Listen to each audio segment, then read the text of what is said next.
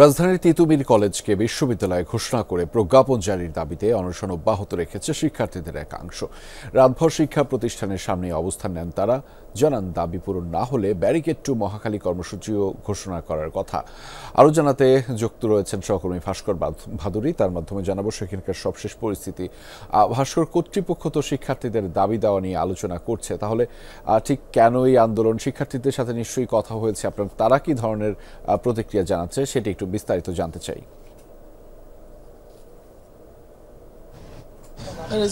তাদের যে প্রতিক্রিয়া সেটা কিন্তু তাদের দাবির মতোই।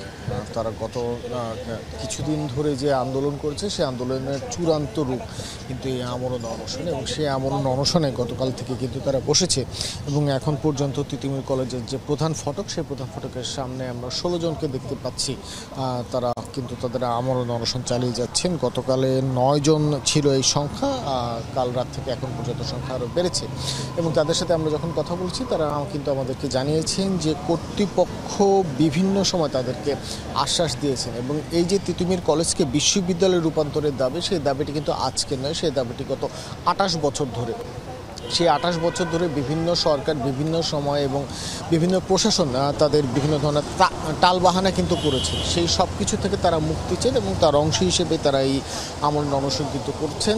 কিন্তু আসার কথা যেটি, যে গতকাল পর্যন্ত যে একটি সমস্যা ছিল যে সড়ক অবরোধ করে, যার ফলে কিন্তু ঢাকা শহরের হাজারো মানুষ দীর্ঘক্ষণ যানজটের মধ্যে যে ভোগান্তি, সেই ভোগান্তিতে তাদেরকে পড়তে হয়েছিল। এই মুহূর্তে কিন্তু তারা সড়কটি ছেড়ে একদম বিশ্ববিদ্যালয়ের তিতুমির কলেজের যে মূল ফটক, সেই মূল ফটকের সামনে অবস্থান নিয়েছেন।